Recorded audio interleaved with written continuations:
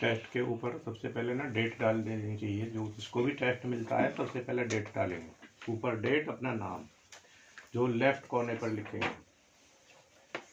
आगे से ध्यान रखिएगा, और जिसको चेक करने के लिए दी जाती है वो उसके पीछे अपना नाम लिखेंगे और बाद में उसके नंबर लिखेंगे।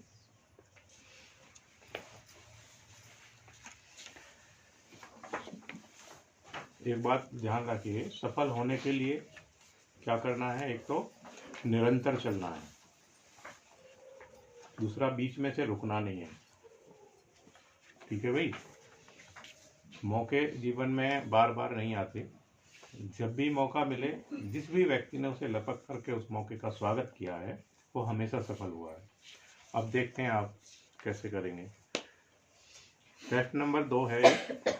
प्रश्न नंबर 1 देखिए, लिखा हुआ है वर्ण चक्र में स्थित आमने सामने के रंग कहलाते हैं। इसमें लिखेंगे, उत्तर है इसका ब, विरोधी वर्ण। प्रश्न नंबर 2 है, रंगत के हल्केपन व गहरेपन को क्या कहते हैं? तान।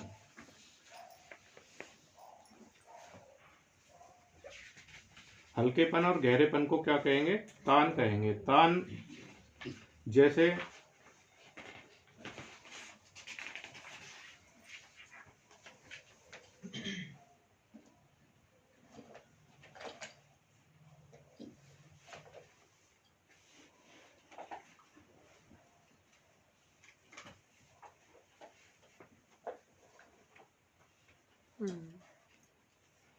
देख पा रहे हैं, इसके किसी भी मुख्य रंग में अगर सफेद रंग मिलाएंगे तो क्या बनेगी?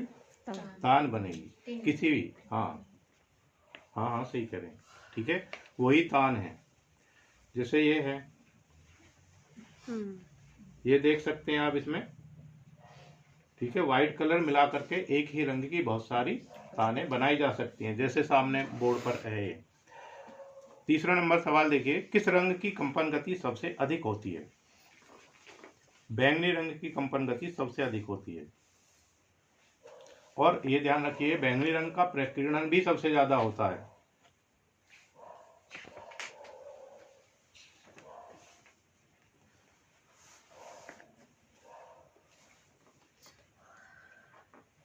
प्रकीर्णन है इसका 5 गुणा 10 40 हर्ट।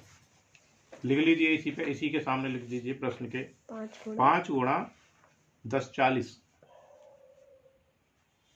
1040 हर्ट्ज।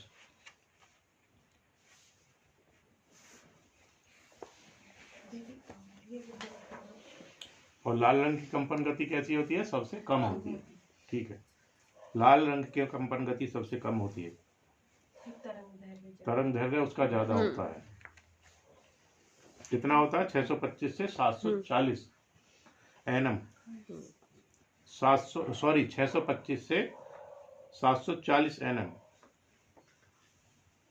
लिख लीजिए इनको भी, अगर लिख सकते हैं तो उसी के सामने लिख दीजिए। चौथा नंबर का सवाल है, शीत वर्ण है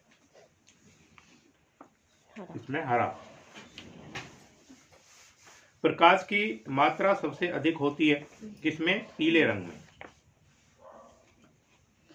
अच्छा, ये हमें लगता है सबकी मात्रा सब में समान ही होती है, लेकिन हमको लगता है कि पीले रंग में ज्यादा होती है, लेकिन इसमें पीले पे निशान लगाएंगे। 6 नंबर का सवाल देखेंगे, लाल और नीला वर्ण मिलाने से कौन सा वर्ण बनता है?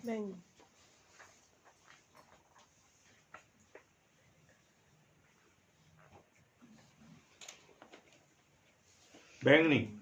संतुलन की दृष्टि से आकृति के कितने भेद किए गए हैं? 2 भेद किए गए हैं संतुलन, सम और असम संतुलन। जैसे सम संतुलन का कोई उदाहरण बताएंगे? बताइए, कौन बताना चाहते हैं?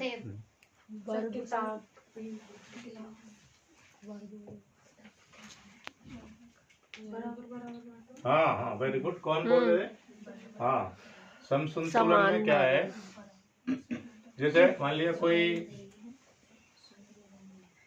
चलो इन्होंने बताया था अभी सेब, अगर इसको बीच में से काट देंगे तो क्या हो जाएगा? सम संतुलन हो जाएगा। और असम संतुलन जैसे मान लिया कप है, हाँ कप है मान लीजिए, कप है, अगर कप को हम बीच में से काटेंगे तो कैसा हो जाएगा? ये असम संतुलन होगा। क्यों? हाँ, इसमें एक कप, तो सम और असम दो संतुलन है। आगे देखिएगा, 8 नंबर सवाल है, जो आकृति निश्चित सीमाओं से संगठित होकर चित्र में प्रमुख भूमिका निभाती है वह क्या है? सक्रिय आकृति कहलाती है। सक्रिय, अब देखिए सक्रिय क्या है? सक्रिय क्या है? जैसे मान लिया कोई तल है, ये पेज है खाली, पृष्ठ है कोई भी, अब ये कैसा है? निष्क्रिय। निष्क्रिय है। अगर इस पर एक बिंदु भी रख देंगे तो कैसा हो जाएगा? सक्रिय। अच्छा, ये निष्क्रिय क्यों है? कौन बताएंगे निष्क्रिय क्यों है? क्योंकि अभी हमारी जो दृष्टि है वो कहीं पर भी नहीं रुक रही है। अगर हम इस पे कोई बिंदु रख दिया हमने,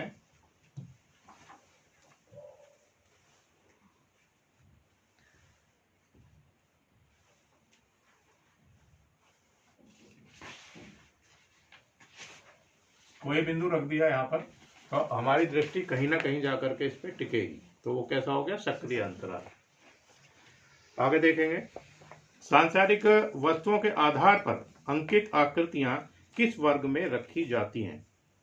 सादृश्य मूलक आकृतियां। सरल रेखाओं से घिरी आकृतियां क्या भाव प्रदर्शित करती हैं? स्थिरता, स्थिरता का भाव प्रदर्शित करती हैं। रंग में तान का मान किसकी मात्रा पर निर्भर करता है? प्रकाश की मात्रा पर निर्भर करता है। टिंट किसे कहते हैं? उपयुक्त सभी। हल्की तान को। किसी भी रंग में सफेद रंग मिलाने से क्या बनता है? किसी भी मुख्य रंग में सफेद रंग मिलाने से क्या बनेगा? अभी तो वो दिखाया था,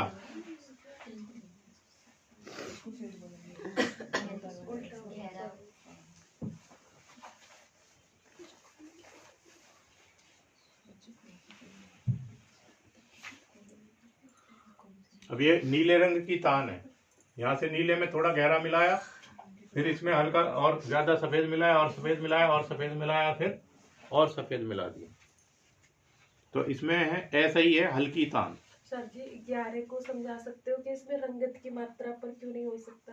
रंग में तान का मान किसकी मात्रा पर निर्भर करता? प्रकाश की मात्रा पर, यानी कि टोन का प्रकाश की मात्रा पर है ना। हल्का जो व्हाइट रंग मिलाएंगे, जैसे जैसे ज्यादा मिलाते जाएंगे, सॉरी उतना ही ब्राइट होता ज्यादा जाएगा मिलाते वो। जाएंगे, ऐसे जैसे व्हाइट होता जाएगा।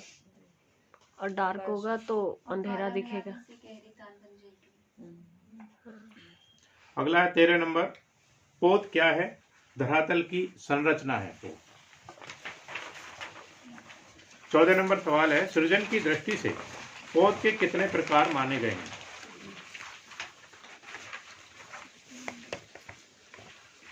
दो प्रकार माने गए हैं।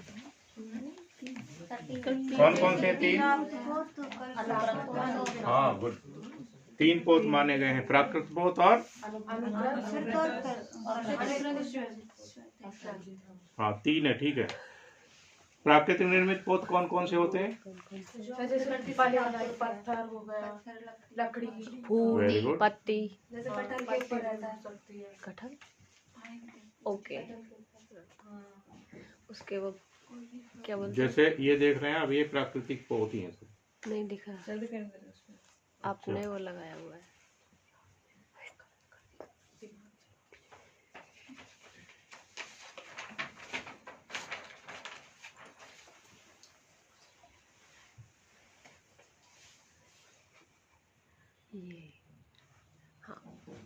ये कैसी पोत है? प्राकृतिक पोत है, क्योंकि प्राकृतिक से प्राप्त हुई है ये सारी।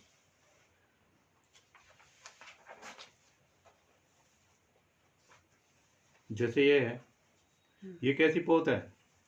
ये मानव निर्मित पोत है, यानी कि जो मानव द्वारा बनाए गए हैं वो मानव निर्मित है। और ये है प्लास्टिक टेक्सचर है, ये कैसा किसमें आएगा? प्राकृतिक में है, मानव निर्मित में? मानव निर्मित में आएगा। और ये है मेटल, मेटल पोत है ये किसमें आएगा? प्राकृतिक निर्मित में क्यों नहीं आएगा? हाँ, मानव ने बनाया हुआ है इसको, ठीक है। और ये कौन सा पोत है? प्राकृतिक। ये प्राकृतिक, क्यों?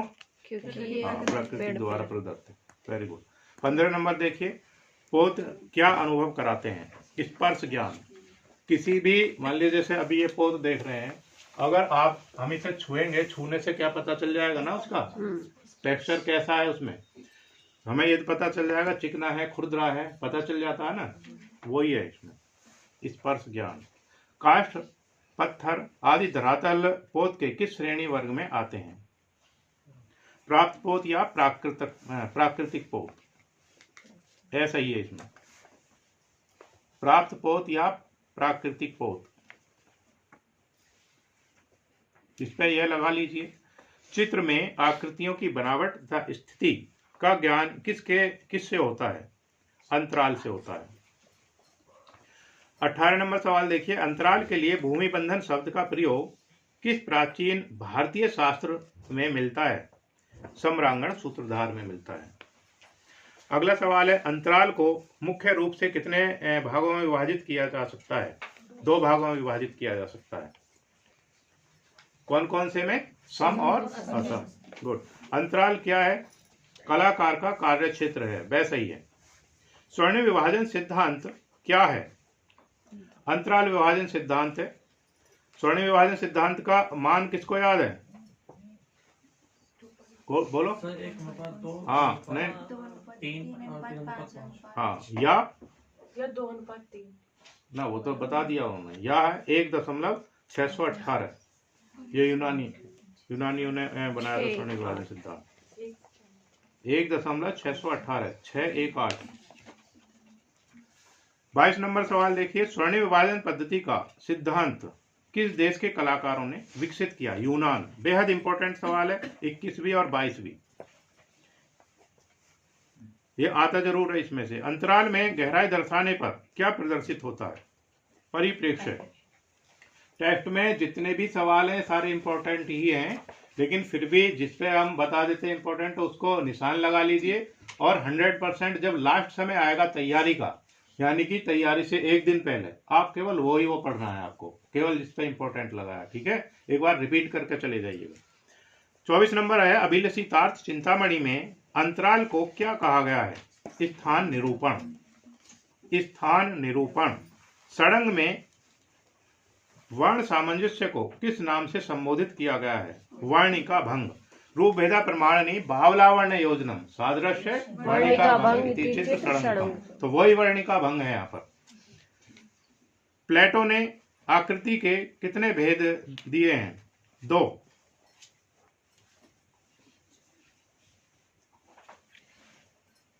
षडंग की सबसे कठिन साधना किसको कहा गया है? कौन बताए?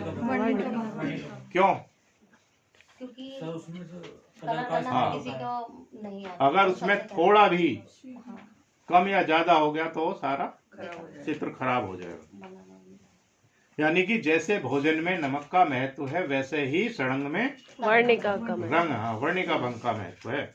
अगर जब खाने में नमक कम या ज्यादा रह जाए तो उसका स्वाद कैसा हो जाता है? बिगड़ जाता है। वैसे ही चित्र में षडंग का महत्व है, अगर वो कम ज्यादा हो जाए तो उसका क्या है? वो खराब हो जाता है। वो माइकल एंजेलो ने मानव शरीर को कितने तालों में बांटा है? 8 तालों में बांटा है। इंपॉर्टेंट सवाल है। टेम्परा चित्रण में माध्यम के रूप में किस पायस का प्रयोग किया जाता है? उपयुक्त सभी का किया जाता है। 28 नंबर है उपयुक्त सभी का। 29 नंबर सवाल देखिएगा, चित्र में पर्दाज क्या है? छाया प्रकाश है। चित्र में जो पर्दाज है क्या है? छाया प्रकाश है। पर्दाज का काम कौन सी शैली में ज्यादा हुआ? कौन बताएंगे? मुगल शैली। वेरी गुड, मुगल शैली में हुआ है। मुगल शैली में अधिकतर जितने भी चित्र हैं उन पे पर्दाज का ही काम है। पर्दाज क्या है? हाँ, एक पर्दा है। मान लीजिए जो चित्र उस पे बनाए, मैंने एक बार उस पे स्टेटस पे लगा रखी थी एक मूर्ति, जिसमें एक स्त्री का चित्र था और उसने घूंघट ओढ़ा हुआ था। पत्थर की, संगमरमर की बनी हुई थी। अच्छा, वो बनी ठनी थी। हाँ, ठीक है। पेस्टल रंग कैसा माध्यम है? शुष्क माध्यम है। शुष्क। तेल चित्रण के लिए सर्वोत्तम भूमि है कैनवास। क्यों है, कौन बता सकते हैं क्यों है सर्वोत्तम, क्यों मानते हैं अंकित? सर क्योंकि सब मतलब सूती धागे से बनी होती है। वेरी गुड, उसका सब ताना बाना 90 डिग्री पे होता है। Very good. और कौन बताना चाहते हैं? अच्छा बताया आपने, बेहद बढ़िया है। और कौन बताना चाहते हैं? आप बता सकते हैं, नहीं बताना चाहते, ठीक है, आप बताइए। क्योंकि सर उसके अंदर तेल मिला होता है, सूती उस तेल को ना सोख लेता वेरी है, तो गुड, फैलने उसके नहीं तेल देता। को सोख लेता है और उसको फैलने नहीं देगा, इसीलिए इसको क्या मानते हैं? कैनवास को बेस्ट मानते हैं तेल चित्रण के लिए। हाँ, पोस्टल रंगों को धरातल पर स्थायी करने के लिए लगाए जाने वाले घोल को क्या कहते हैं? फिक्सेटिव। 31 नंबर इंपॉर्टेंट सवाल है। 33 नंबर देखिए, जल रंग हेतु कौन सी तुलिका उत्तम होती है? हाग हेयर, उत्तम नहीं। ऐसा ही है, सॉरी उत्तम नहीं है, हाग हेयर, ऐसा ही है। 33 नंबर सवाल इंपॉर्टेंट है। तेल चित्रण से पूर्व धरातल पर सरेस, ग्लो या वार्निश आदि का लेप करते हैं, इस प्रक्रिया को कहा जाता है प्राइमिंग। जैसे कोई भी शीट पर सबसे पहले क्या करते हैं? प्राइमर मारते। प्राइमर तो सब सुना है। जैसे मान लिया आपने गेट बनवाया, उस पर क्या करेंगे सबसे पहले? प्राइमर। हाँ, प्राइमर से ही प्राइमिंग बना हुआ। भारत में एक्रेलिक माध्यम प्रचार में कब आया? 1950 ईस्वी के लगभग। यह स्थायी नहीं है, इसके आसपास है, सटीक किसी को जानकारी नहीं है, तो इसीलिए लगभग शब्द लगाया हुआ है। 1950 ईस्वी के लगभग। इम्पेस्टो, स्कम्बलिंग, आला प्राइमा क्या है? ये क्या है? प्रविधियां हैं चित्रण की। तेल चित्रण के लिए अलसी तथा, इंपॉर्टेंट सवाल है, तेल चित्रण के लिए अलसी तथा तारपीन के तेल का अनुपात कितना उचित माना जाता है? 50-50। इंपॉर्टेंट सवाल है, आएगा पेपर में। मिट्टी से किसी चेहरे को बनाने के लिए एक विशेष प्रकार के स्टैंड का प्रयोग किया जाता है, इसे क्या कहते हैं? आर्मेचर। ठीक है। 39 नंबर देखिए, टेराकोटा के लिए मिट्टी में और क्या मिलाया जाता है? बालू इंपॉर्टेंट है। किस माध्यम से मूर्ति को अंदर से खोखला रखा जाता है? टेराकोटा। किस माध्यम से मूर्ति को? टेराकोटा। नाइट्रिक एसिड और सल्फ्यूरिक एसिड का प्रयोग किस पर रंग करने के लिए किया जाता है? ब्रांच। ऐसा ही है। मूर्ति निर्माण हेतु किस प्रकार की मिट्टी उपयुक्त रहती है? चिकनी मिट्टी। सही है। वुड कार्विंग के लिए किस तरह की लकड़ी उचित मानी जाती है? कोमल। वह सही है।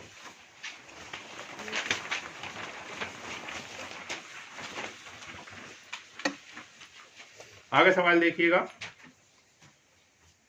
कैटलिस्ट मैट रेजिन का प्रयोग किस कास्टिंग में किया जाता है? फाइबर कास्टिंग में। पीओपी की मूर्ति बनाने के लिए किस सांचे मोल्ड का प्रयोग लाभदायक होता है? रबर का। इंटेग्लियो क्या है? गहरे तल की छपाई है। ऐसा ही है। अच्छा, ये जो है उससे संबंधित है, ग्राफिक से संबंधित सवाल। ग्राफिक चूंकि आपके कोर्स में तो है नहीं, जो सरकार ने कोर्स दे रखा है उसमें ग्राफिक नहीं है, लेकिन ग्राफिक के सवाल आ रहे हैं 2-3 बार से, तो इसीलिए ये बनाया हुआ है। लेटर प्रेस मशीन कितने प्रकार की होती है? 4 प्रकार की होती है। लिथोग्राफी क्या है? पत्थर से मुद्रण है। पत्थर से मुद्रण है, वैसे ही है। भारत में लिथोग्राफी द्वारा मुद्रण प्रारंभ हुआ 1822 में। इंपॉर्टेंट सवाल है, बेहद इंपॉर्टेंट सवाल है।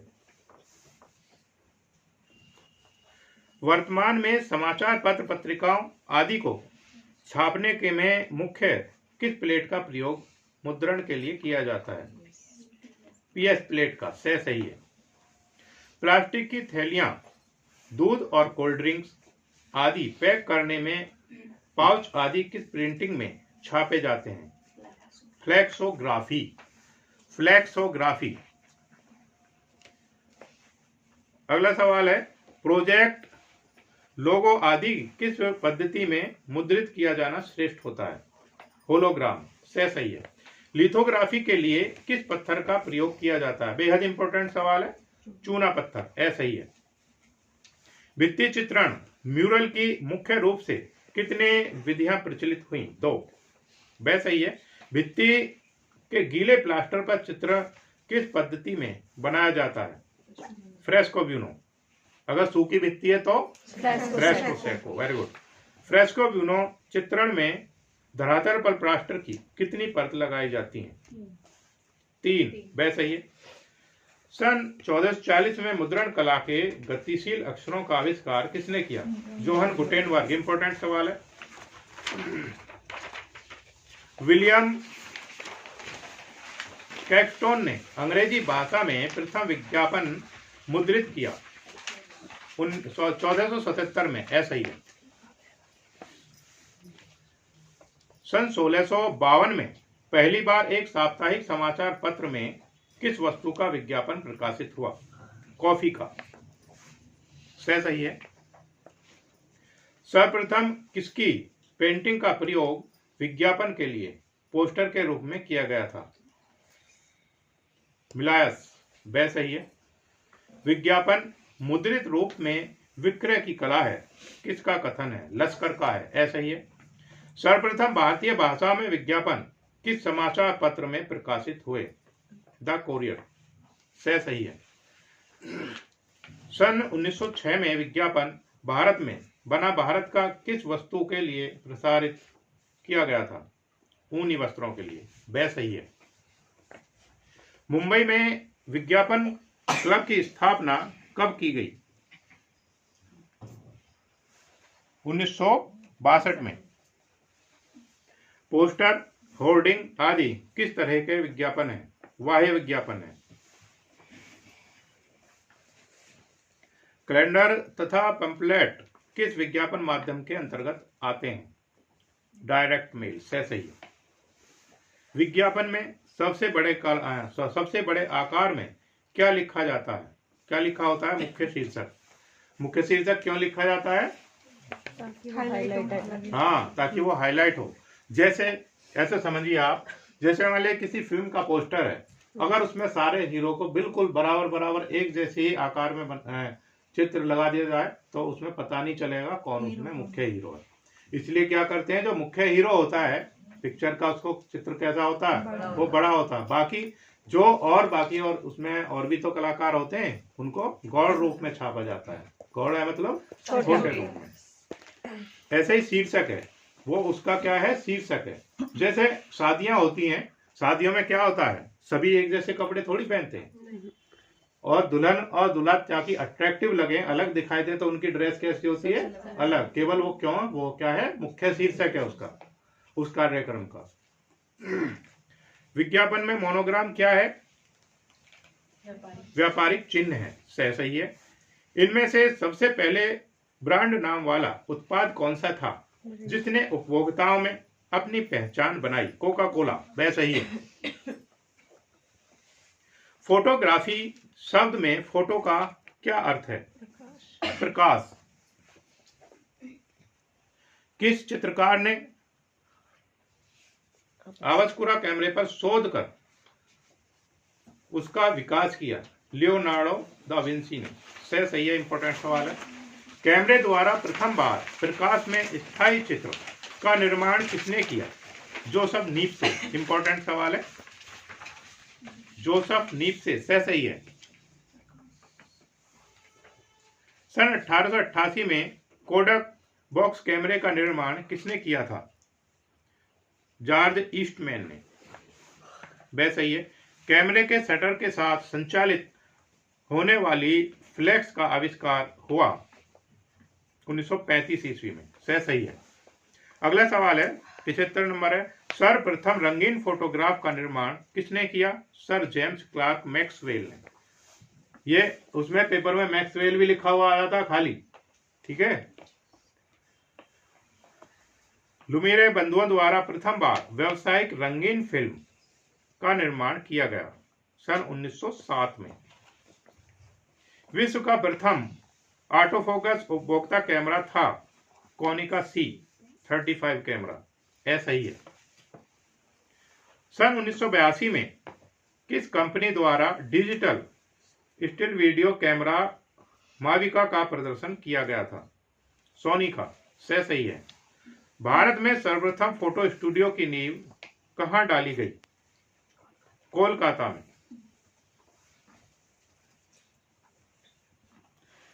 1840 में डाली गई थी और विलियम डावर्ट ने डाली थी। लिख लो, विलियम डावर्ट ने डाली थी 1840 में, विलियम डावर्ट। बंगाल फोटोग्राफिक सोसाइटी की स्थापना कब की गई थी? 1856। डावर्ट 1856। सन 1880 में महाराजा राम सिंह द्वितीय ने किसे जयपुर राज्य का फोटोग्राफर नियुक्त किया? टी मूर्ति को। सही है। फिल्म को एक्सपोज करते ही फोटोग्राफ प्राप्त करने के लिए तत्काल परिणाम देने वाला कैमरा है पोलराइड कैमरा। सही है।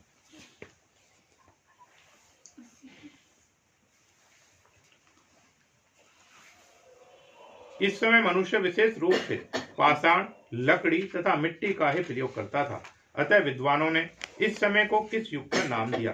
पाषाण युग। प्रगति के आधार पर पाषाण युग को प्रमुख रूप से कितने भागों में विभाजित किया जा सकता है? 3 भागों में विभाजित किया जा सकता है। उत्तर पाषाण काल में किस समय तक की चित्रकला का अध्ययन किया जाता है? 10,000 ईसा पूर्व से 5,000 ईसा पूर्व तक। सही है। मानव सभ्यता में मिट्टी के बर्तन किस युग में बनने प्रारंभ हो गए थे? मध्य पाषाण काल। सही है। भारत में सर्वप्रथम ब्रुसफट नामक विद्वान ने पाषाण युग के औजारों की खोज किस स्थान से की थी? 100% आएगा सवाल पेपर में। पल्लवरम नामक स्थान पर की थी। सही है। मद्रास, पल्लवरम मद्रास।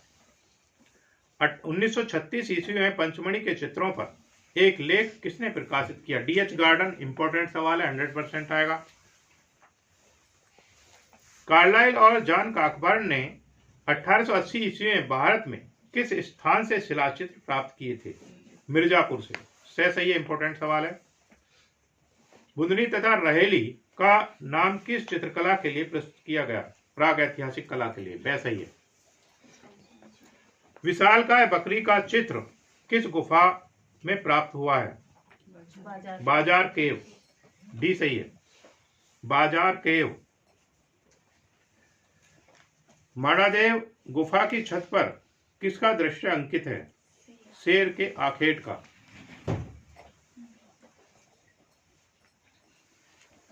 घोड़मंगर नामक गुफा कहाँ है? मिर्जापुर की पहाड़ियों में है।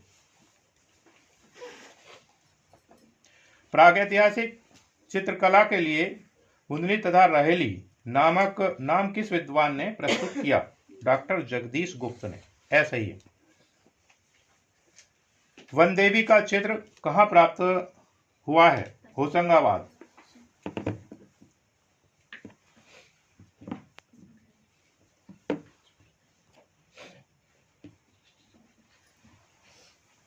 यह है वन देवी। उल्टी खोपड़ी दिखाई दे रहा है? वन देवी का चित्र है। अगला है भीमबेटका गुफाएं किस प्रदेश में स्थित हैं? मध्य प्रदेश में।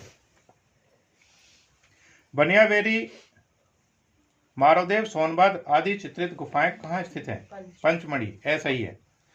कोहबर, भंडरिया, रोप आदि चित्रित गुफाएं कहाँ स्थित हैं? उत्तर प्रदेश में।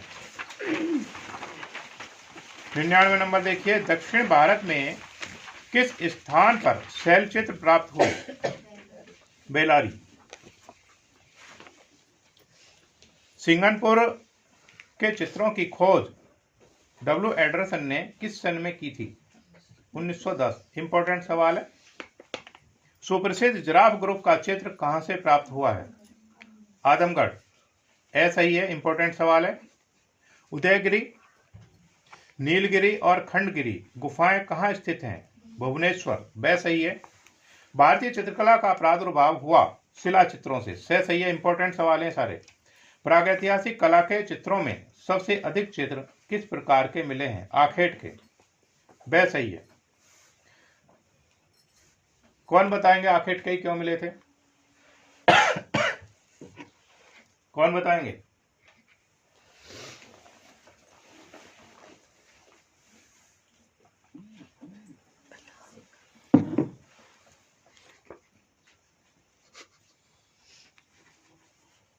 भोजन के लिए क्या था उनके पास? केवल आखेट ही तरीका था। इसलिए जितने भी चित्र वहां पे मिले हैं सभी आखेट के ही मिले हैं। डीएच गार्डन ने पंचमढ़ी के चित्रों के संबंध में एक लेख कब प्रकाशित किया?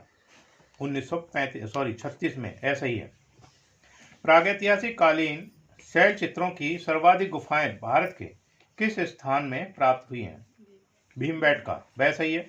पंचमढ़ी में 5 गुफाएं काटकर बनाई गई हैं, जिनके बारे में क्या मान्यता है? पांडवों के वनवास कालीन निवास स्थल। है सही है। दक्षिण भारत में वायनाड के एडक्कल की गुफाओं में किस तरह के चिन्ह प्राप्त होते हैं?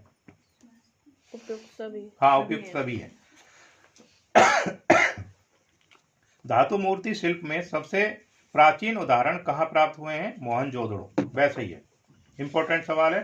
सिंधु सभ्यता में भवनों के निर्माण में प्रयोग किया गया है क्या? ईंटें। मौर्यकालीन कला के उत्कृष्ट नमूने किस रूप में मिलते हैं? विशाल स्तंभों के रूप में मिलते हैं। ऐसा ही है। सारनाथ के स्तंभ पर सिंह आकृतियों के नीचे बने धर्मचक्रों के बीच में किन 4 पशुओं का अंकन किया गया है? 112 बेहद इंपॉर्टेंट सवाल है। इसमें बै सही है। घोड़ा, हाथी, सिंह, बैल। इंपॉर्टेंट सवाल है। गाय नहीं है। पटना संग्रहालय में सुरक्षित श्यामल धारणी की ओपदार प्रतिमा किस काल की है? मौर्य काल की। इंपॉर्टेंट सवाल है। गांधार शैली की मूर्तियां किस माध्यम से बनी हैं? काला स्लेटी पत्थर से। सही है। मथुरा शैली में किस धर्म से संबंधित शिल्प बनाए गए हैं? उपयुक्त सभी है। जैन, बौद्ध, वैष्णव। नागर शैली के शिखर मंदिर का प्रथम उदाहरण कौन सा है? विष्णु मंदिर। विष्णु या दशावतार मंदिर, देवगढ़। वह सही है। तांबे की खड़ी हुई बुद्ध मूर्ति कहाँ प्राप्त हुई थी? सुल्तानगंज। बेहद इंपॉर्टेंट सवाल है। शिव की प्रकंड आता रहता है। 117 नंबर सवाल। शिव की प्रकांड त्रिमूर्ति किस गुफा में स्थित है? एलिफेंटा। सही है। एलिफेंटा। कैलाश पर्वत उठाता हुआ रावण का मूर्ति शिल्प कहाँ स्थित है? एलोरा। एलोरा गुफाओं का निर्माण किस शासक के काल में हुआ? राष्ट्रकूट। ऐसा ही है। नचना कुठार के चतुर्भुज महादेव मंदिर का संबंध किस राजवंश के शासन काल में हुआ? गुर्जर प्रतिहार। वह सही है। ग्वालियर किले में स्थित गुजरी महल किस राजा ने बनवाया? राजा मानसिंह। वह सही है। नटराज की धातु प्रतिमा किस शासन काल की देन है? चोल शासन का शासक की देन है। सही है। बेहद इंपॉर्टेंट सवाल है। कोणार्क के सूर्य मंदिर को सूर्य देवता के रथ के रूप में बनाया गया है। इनमें कुल कितने पहिए बनाए गए हैं? 24।